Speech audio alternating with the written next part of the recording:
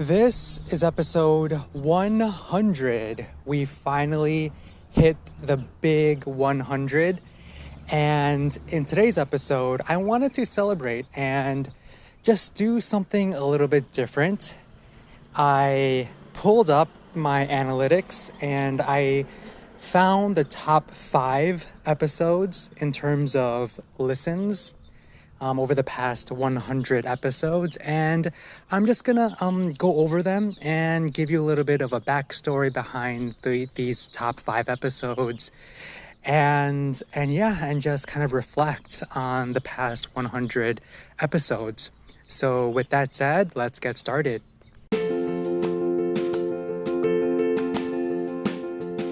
Welcome to the Calm Marketer Podcast. My name is Kenneth Fong, a digital marketer on a mission to help businesses thrive.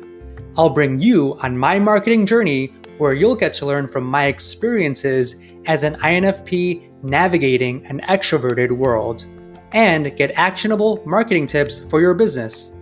Thanks for spending some time with me today. Now let's begin. All right, so you may be wondering why I'm sounding a little bit different today. And I'm sounding different because I am actually walking around my neighborhood. I've tried to make it a habit that in the afternoons I'll do a quick walk around my neighborhood just to, I like to do it after lunch, just to keep the blood flowing, just to make sure I don't get tired in the afternoon.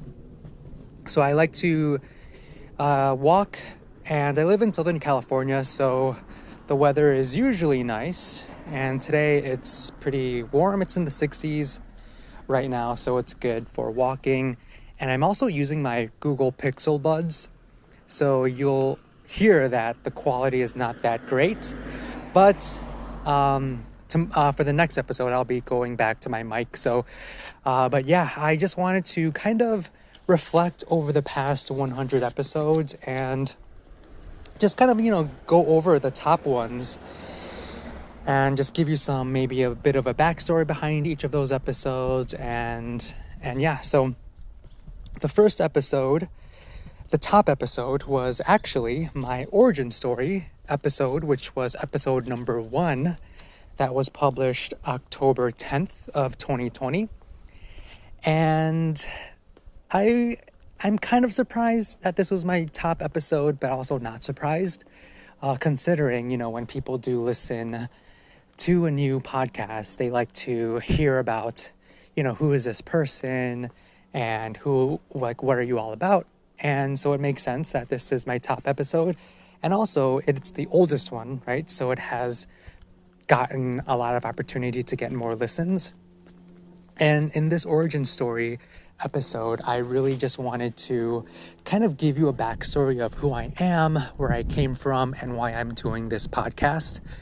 And I got this idea from Steven Larson, who worked really closely with Russell Brunson. And, with Clickfunnels, they always teach and really advocate knowing your origin story and refining your origin story to allow people to know, who you are, why are you doing what you are doing, and that will give people a lot more of an idea of who you are and why you are doing what you're doing. So I did that for my first episode, and I'm pretty glad that was an episode that got a lot of good traction. And on my second top episode was published on October 12th. That was episode number 5. And it was titled, "What is the best niche to serve as an INFP?" So, I am an INFP, and I did want to use this podcast as a way for other INFPs to connect, to express myself as an INFP, knowing that, INFPs are pretty rare in the world. And I just wanted to be a voice for other INFPs. And being an entrepreneur, being a marketer, trying to help other businesses with their marketing, it can be tough in terms of like the sales side of things and communication. INFPs are not the best in terms of communicating or influencing or sales or selling people. And it's been a struggle for me to really hone in on what the best niche is to serve for my business.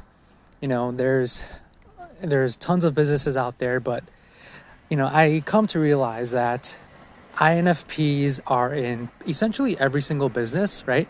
I am in a lot of INFP Facebook groups, and all these people, they post about where they work and what they do.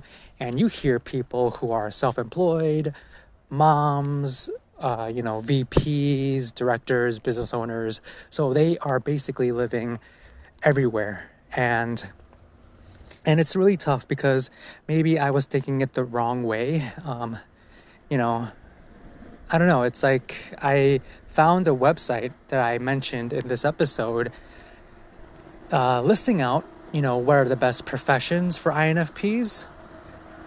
And it was my theory that maybe we can serve other INFPs through the niches that they most work in, right? And I thought that made sense. And I think it could still make sense. But then you don't really know, right? A lot of the professions that were listed in that website were, a lot of them were like chiropractors, social workers, people in education, and those are good. But then part of me thought about, okay, well, I'm not that interested in working in the social field or working with educators. So I was a little stuck. I was like, this list of top professions, I'm not sure if I really want to help them with marketing. So, but I think that's a good resource that I added to that episode with the link to tons of different professions. So if you are an INFP trying to figure out what you want to do in terms of your professional background, definitely take a look at that website. Listen to the episode and go to that website. And my third top episode was published November 9th, episode 24, which was, can INFPs hold leadership roles? So I got this idea from Penelope Trunk, who is a career coach, and I've followed her for over 10 years now, and she really got me into Myers-Briggs, actually. She worked in many places, and she really, really popularized, Myers-Briggs in the workplace and also with millennials too. She really honed in on the millennial niche and created a couple of books. She published at least like one or two books around how millennials can, find jobs and things like that. And I actually came across her. I think she had a podcast too that I randomly found last year. And I think it was in this podcast episode where she was talking about, anyone can be a leader. Anyone can be a leader in their own way, right? So I guess like the ideal leader for any INFP would be ENTJs. ENTJs are the gold standard in terms of leadership, like in terms of, the CEOs, the business owners in Fortune 500, the majority of them are ENTJs. And that's what Penelope Trunk says too. But you can be a leader in your own way, right? You don't necessarily need to be the quote unquote CEO. You can be a knowledgeable expert in whatever field you are and hone in on that and lean in on that with whatever it is you are doing, right? And that could be in a Fortune 500, or it could be with your own business, your own way within the household. You can lead in your own respective way. So anyone can be a leader, right? You just need to have that confidence and the knowledge and the ability to influence people and to inspire people. And so I really enjoyed that episode. And the fourth top episode was published October 6th. And this was actually the episode number 2. This was episode number 2. Actually, this was published, might have been October 7th. But yeah, this is episode number 2, and this is how I used repetition to get any job I wanted. So this one actually came from Penelope Trunk as well. So when I was like in my mid to late 20s, I again was listening to Penelope Trunk. She sells courses online and she has a blog. And I remember I purchased one of her courses about how people in their 20s can find any job that they want. So it was about interviewing, and there was also another episode, or not episode, but course for INFPs. And she made different courses for each Myers-Briggs type. And I was listening to these courses literally like constantly every single day. And I remember I was listening to it while driving to work, at work, and in the gym. I remember I was listening to it in the gym between my sets, and just repeating that over and over again and understanding and learning from her tips about how to interview, how to structure your resume. That really, really made me become a great interviewee. And I really was able to master the interview process. And I could honestly tell you that I could get any job I'm qualified for. And that's what Penelope Trunk said too. You could get any job you are qualified for if you know how to interview. And I was able to get any job. Honestly, I was in a lot of different positions in my 20s, and I got them really easily. Any job I interviewed for, like, I got an offer, and it was good. It was really empowering, and I couldn't have done that without repetition. And that repetition was listening to her courses over and over and over again. So if you want to get good in anything, if you want to have a good job, you need to study how to interview. You need to study how to structure your resume. You need to practice the interview process. You need to practice how to say things in interviews, have pre-planned questions, and you'll be golden, So that was a really great episode. And the fifth and final top episode was episode 4, published October 9th, which was what niche to choose for ultimate happiness. What niche to choose for ultimate happiness. So this kind of goes along with me being an INFP. I've worked with different niches before. I worked with dentists. I've worked with e-commerce. I've worked in the solar industry. I've worked with authors, personal development coaches. And as an INFP, I want to work with people who are in the same wavelength as me, who make me happy, who have that perfect personality that I'm happy to be around with. And the reason why I created this episode was because I think a day or a couple of days before, I had like an email conversation with someone in the solar industry that rubbed me off really not the right way. And I didn't feel comfortable in this email exchange. And I know it was a cold email, but just the way he responded just didn't rub me the right way. And so I was just thinking, okay, what niche should I be choosing for happiness? I was kind of trying to figure out, okay, what niche I should be doing. And it's definitely hard. I am still struggling with it. I'm not sure what niche I should be serving. Part of me is thinking maybe I should do like personal development coaches and really hone in on helping personal development coaches.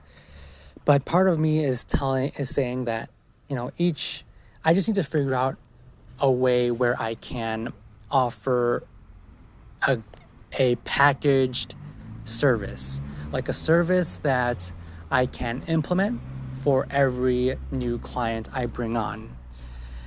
With personal development coaches, I feel like everything is super custom. and I will be spreading myself way too thin if I bring them on. That's my assumption. But for example, with dentists, when I was working with dentists running Facebook ads, it was really, I wouldn't say it was cookie cutter. It was definitely customized, but all the steps were pretty much the same.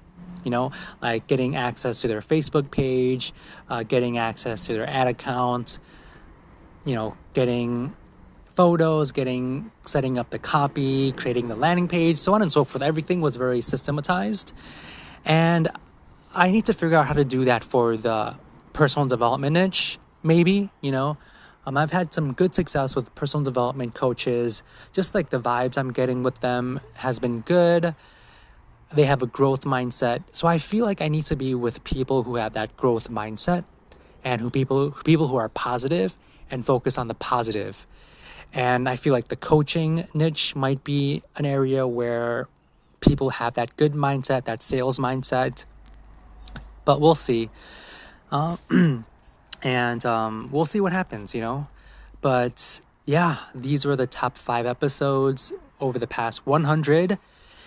And it's been, in the beginning, it was really exciting. It was really, really exciting to create these episodes because everything was so new. And I can honestly tell you, like the past maybe 10 or 20 episodes, it was tough, waking up every morning, planning my episodes. It can be tough because you don't know. Sometimes, I don't really pre-plan my episodes. I just wake up, I read some articles, I read books, I do a little bit of self-education, and from that's where my episodes come from. And I don't know if it's because I just need a break, but sometimes the past maybe 10 or 20 episodes, it was kind of difficult to actually do these podcast episodes, but I did it, and hopefully you got some value out of all of these episodes. But I'm going to continue to push on and see where the next 100 leads me. I am doing this more for myself to learn how to speak off the cuff, learn how to speak about marketing, speak about personal development, and just network with people, connect with people, give people value, and see what happens. I have really no expectations, but Russell Brunson, Steve Larson, they said to publish. So that's what I'm doing, and we will see. So if you have any questions, if you want to collaborate, if you need marketing help, if you want to join me on a podcast episode or anything, go to bit.ly/The Calm Marketer. That's bit.ly/The Calm Marketer. You can send me a video recording, an audio recording, or a text message, and reach out and we can connect. So with that said, thank you for being with me and embarking on this journey with me, and I will speak to you on the next episode.